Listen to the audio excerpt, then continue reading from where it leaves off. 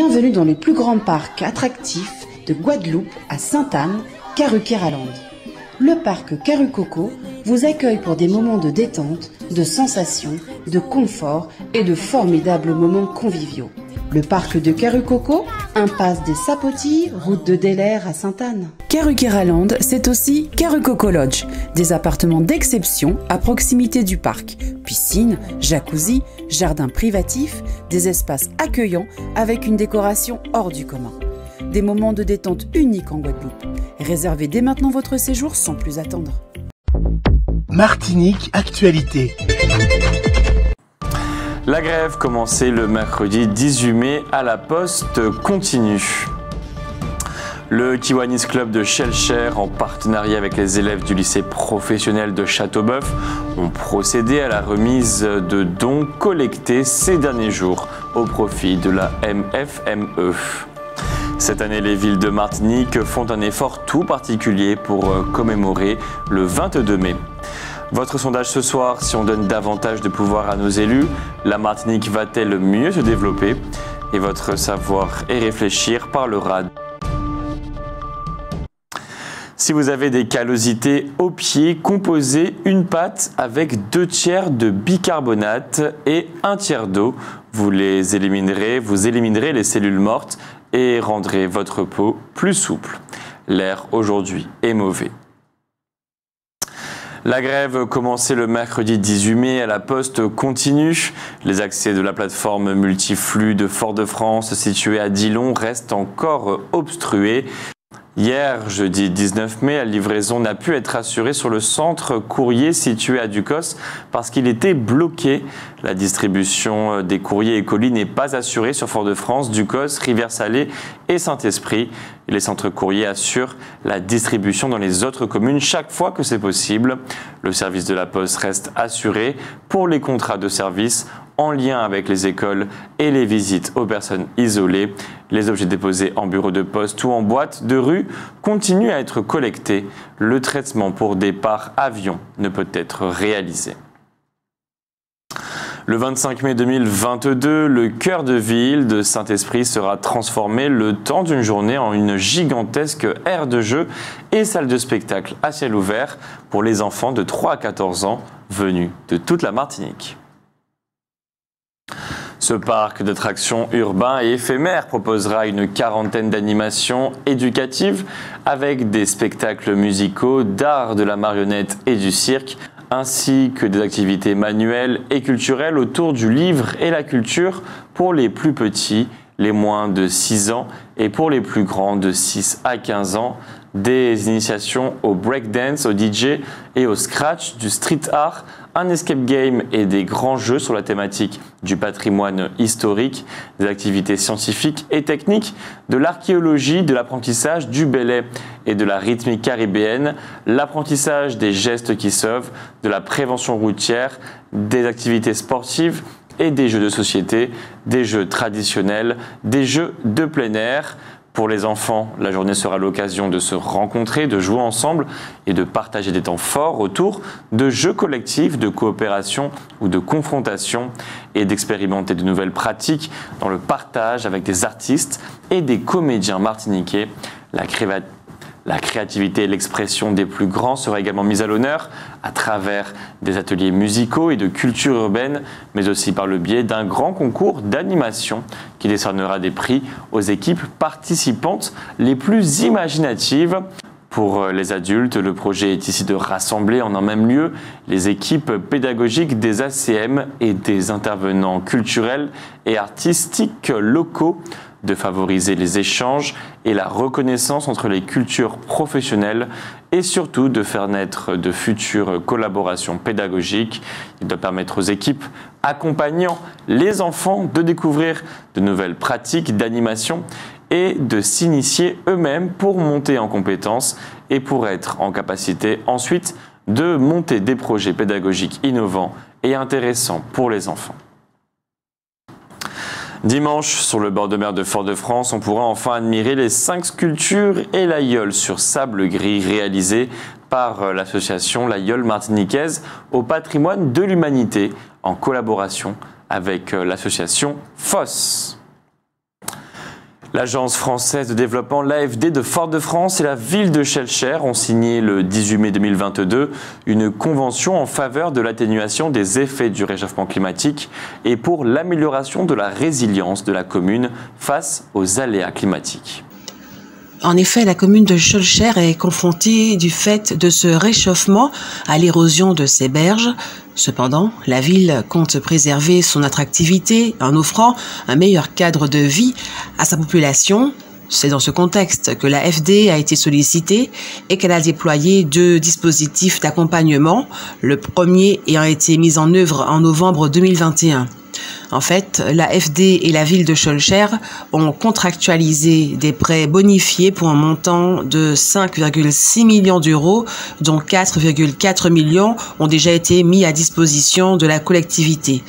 Ils visent à soutenir l'engagement de la municipalité schœlcheroise de concilier transition écologique et développement d'activités économiques et sociales. Plusieurs opérations concrètes sont actuellement en cours de réalisation, comme le plan Lumière, qui repose sur le remplacement du parc lumineux de la ville par des LED basse consommation, ou encore la construction d'une digue de protection. Une attention particulière est donnée à la vitalité du bourg, comme en témoigne la rénovation du marché couvert destiné à accueillir des producteurs locaux en adéquation avec des normes HQE, haute qualité environnementale. Par ailleurs, la ville de Schœlcher va bénéficier d'une subvention de prêt de 80 000 € sur le fonds Outre-mer. Cette subvention vise à appuyer la commune dans la réalisation d'études nécessaires à la construction d'un poste de commandement communal qui permettra d'optimiser l'organisation et le déploiement des secours lors d'une éventuelle urgence climatique. Cette subvention permettra également de financer les études d'ingénierie liées à la sécurisation des berges de la ravine de Font-Rousseau, laquelle traverse des zones d'habitation à Schœlcher. Le groupe Agence française de développement, AFD, est l'établissement public qui met en œuvre la politique de la France en matière de développement et de solidarité internationale. L'agence intervient dans les secteurs prioritaires, climat, biodiversité, paix, éducation, urbanisme, santé, gouvernance. Ces équipes sont engagées dans plus de 4000 projets qui améliorent concrètement le quotidien des populations dans les Outre-mer français et 115 pays. Dans les Outre-mer, l'AFD soutient les projets en faveur du développement durable et pour l'inclusion des populations. L'agence souhaite soutenir et accompagner les actions des collectivités dans ces secteurs. Le lundi 16 mai, le Kiwanis Club de Schœlcher, en partenariat avec les élèves du lycée professionnel de Châteauboeuf, ont procédé à la remise de dons collectés ces derniers jours au profit de la MFME. Explication. Loin de l'image de ces futures mères qui ont la chance de pouvoir s'offrir la layette de leurs rêves, les derniers produits à la mode pour accueillir bébé en toute sécurité et avec le plus de confort possible, loin de celles également qui savent pouvoir compter sur leur famille, leurs proches, leurs amis pour s'inquiéter de la traditionnelle liste de naissance déposée dans un magasin spécialisé pour justement éviter d'offrir ce dont on pourrait ne pas avoir besoin. Il y a la réalité de ces centaines de femmes qui viennent accoucher à la MFME dans le dénuement le plus total. Un dénuement dont on ne voit le visage qu'à ce moment-là, bien souvent, tant il est vrai que nombreuses sont celles qui choisissent de dissimuler leur misère sous le voile rassurant de leur dignité et surtout du silence. Ainsi, la MFME, la Maison de la Femme, de la Mère et de l'Enfant, accueille très régulièrement de jeunes femmes sur le point d'accoucher et qui manquent de tout.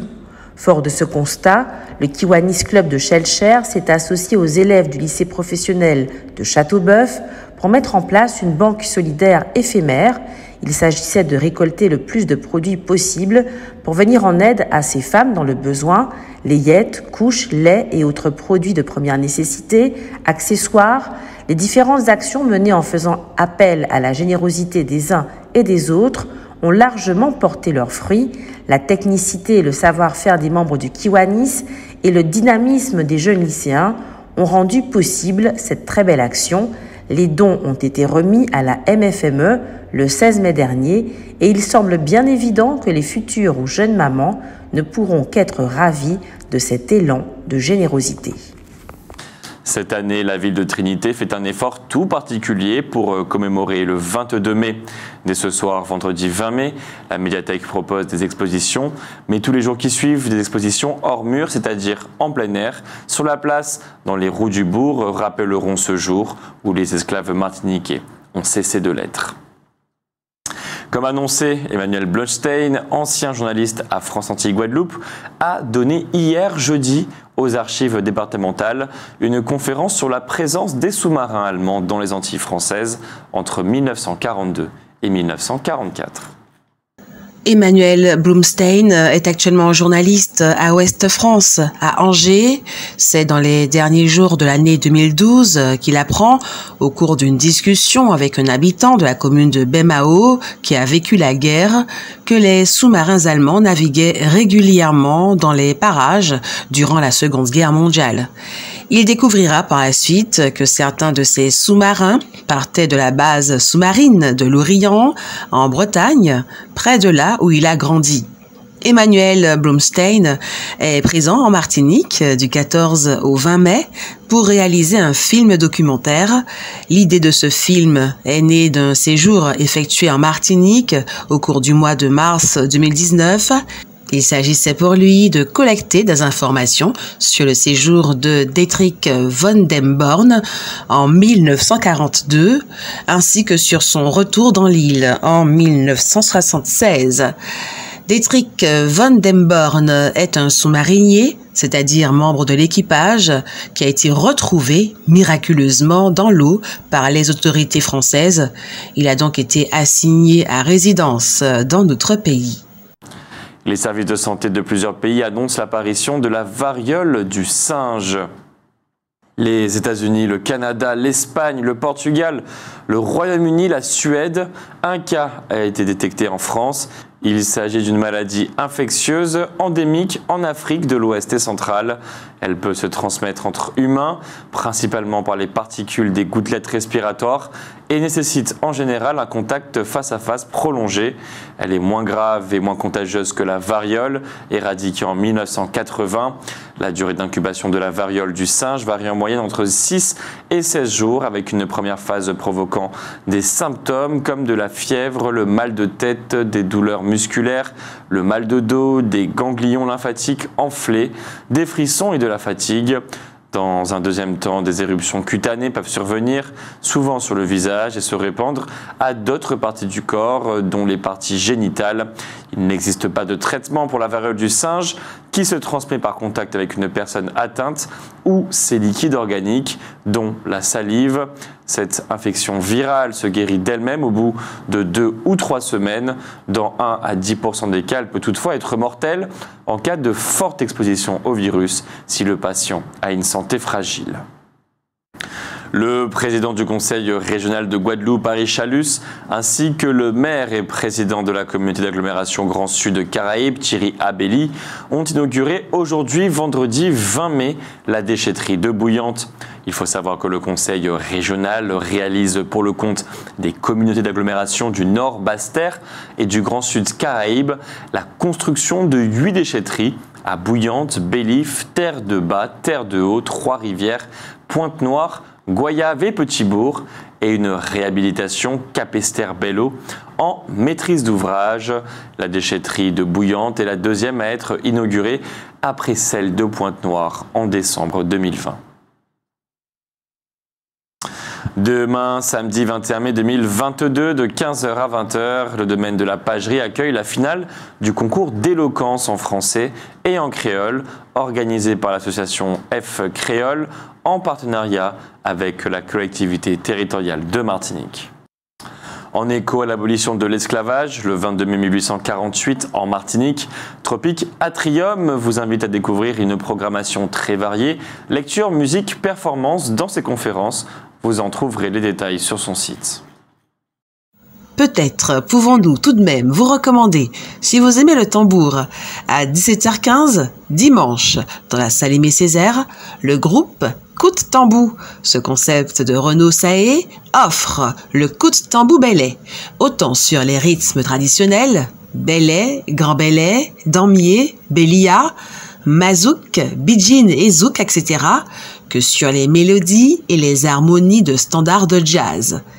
Et puis peut-être aussi, vendredi 27 à 19h, une conférence de Maboula Soumaoro, le triangle et l'hexagone, réflexion sur une identité noire, mention spéciale du jury, prix littéraire FETCON, Maryse Condé 2020.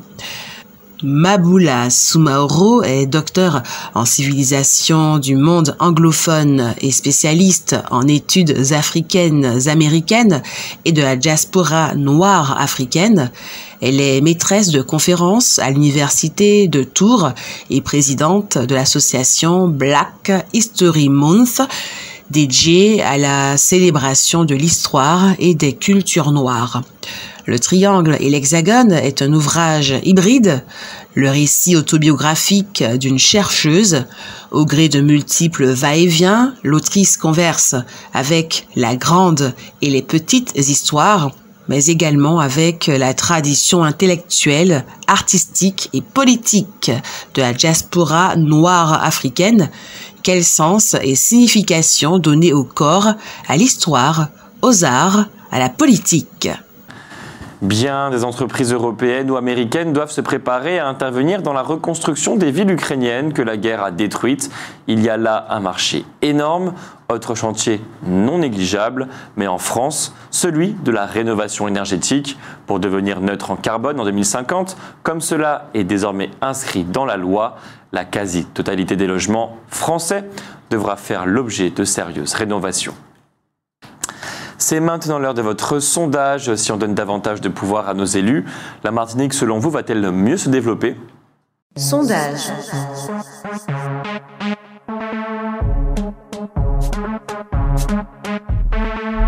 Sondage. Sondage. Si on donne davantage de pouvoir à nos élus, la Martinique va-t-elle mieux se développer ? Ils n'ont pas assez de pouvoir pour tenir. Ils ont peut-être des moyens, mais pas de pouvoir. Faire ce qu'ils ont envie de faire, quoi. Mon avis, honnêtement, c'est que la Martinique, ce qui leur manque, c'est le sérieux, la rigueur et l'honnêteté. D'abord, si les hommes politiques qui nous dirigent montraient leur sérieux, il y a 2-3 années, non, ça fait 2 ans qu'il est, comment il s'appelle déjà, Letchimi, qu'il est présent. Je trouve qu'il y a trop de ralentissement. Il y a des choses qu'on n'a pas besoin d'être à l'ENA pour faire. Le transport, je ne comprends pas pourquoi le transport ne fonctionne pas comme il devrait fonctionner. Nous sommes dans une petite île. Il y a des thématiques. On se pose la question, mais ils font quoi? Ils paradent? Ils jouent, je sais pas, avec leurs bateaux, leurs maîtresses. Non mais attends. Il est temps que tout ça s'arrête. Trop de ripoux. Voilà. J'ai fini. Moi je dis, j'en suis pas sûre. Parce que ça fait trop longtemps qu'ils sont là. Il faut du renouveau. Il faut du sang frais. Voilà. Regardez tout ce qui est créé là. Toutes les entreprises actuelles qui sont créées, ce sont des jeunes qui ont le vent en poupe et ça marche. Donc les politiciens, il y a un moment, il faut laisser la place aux plus jeunes. Comme pour les retraites. Moi, j'ai pris ma retraite. Voilà, il faut faire pareil. Je pense qu'avec le pouvoir que les élus ont actuellement, ils peuvent faire en sorte que la Martinique se développe davantage. Déjà. Sondage. Si on donne davantage de pouvoir à nos élus, la Martinique va-t-elle mieux se développer ? Déjà, nous avons un certain nombre de pouvoirs. Est-ce qu'on les utilise suffisamment ? Il faut se poser cette question, effectivement. Est-ce que nous arrivons à nous entendre, à nous mettre ensemble pour pouvoir travailler ? C'est ça qui est le primordial. C'est pas d'avoir plus de pouvoir, mais c'est de pouvoir d'avoir une entente et puis se dire qu'est-ce que nous faisons, qu'est-ce que nous voulons, nous mettre ensemble pour savoir qu'est-ce que nous voulons pour notre Martinique. C'est ça qui est important. Je ne sais pas. C'est une très bonne question, parce que pour l'instant, ils ont déjà du pouvoir. Je ne vois pas qu'est-ce qu'ils font avec ce pouvoir-là. Donc, avoir plus de pouvoir, oui, ils devraient pouvoir faire effectivement plus pour la Martinique. Mais j'ai quand même un doute. Il est temps qu'on leur donne beaucoup plus de pouvoir que cela. Ils en ont besoin pour qu'on puisse se développer, je dirais, normalement et correctement. D'ailleurs, le vote qu'on a eu aux élections prouve qu'on a besoin de plus de pouvoir. Aucune idée. La question du pouvoir, c'est ce qu'on en fait. Et ce sont des hommes qui sont à la tête de tout ça, enfin des hommes et des femmes. Donc c'est question de projet, de volonté politique. Et puis voilà, qu'est-ce qu'on veut pour la Martinique si c'est se développer? Qu'est-ce que ça veut dire se développer? Voilà. En fait, je pense à qui on va donner le pouvoir, car malheureusement, je pense que pas mal sont corrompus, sont là pour le pouvoir, pour l'argent, et non forcément pour l'avancée du pays. Donc peut-être mettre au pouvoir d'autres personnes qui ont d'autres mentalités, pas forcément ceux qui sont là depuis des années. Et leur donner la chance de nous montrer vraiment. Et je pense que ceux-là seraient prêts à faire avancer le pays, en effet. Sondage. Outremernews.fr, le site de l'actualité Outre-mer, 24 heures sur 24 et 7 jours sur 7. Retrouvez la chaîne Outremer News sur YouTube.